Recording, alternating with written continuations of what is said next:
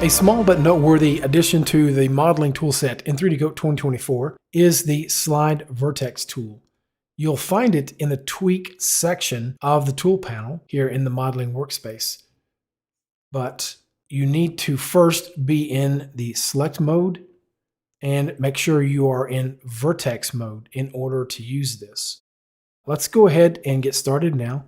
I will go down to the Tweak section and choose Slide Vertex.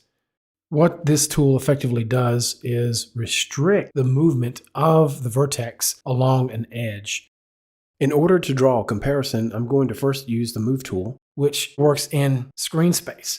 If I have an underlying voxel object or a surface object, I can have 3D Coat auto snap it to that voxel object, and that will constrain it along that surface. But if I'm poly modeling and I don't necessarily have that underlying object, then I need a little bit of help constraining that movement of the vertex. Okay, so again, I'll just use the Move tool and attempt to clean up the topology a bit.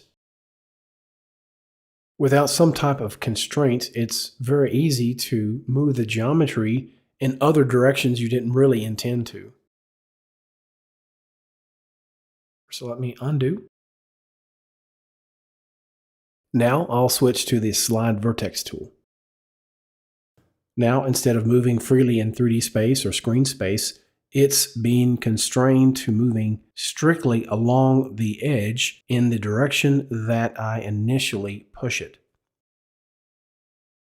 Okay, so that's a quick look at the Slide Vertex tool in 3D Coat 2024. Thank you for watching. We'll see you next time.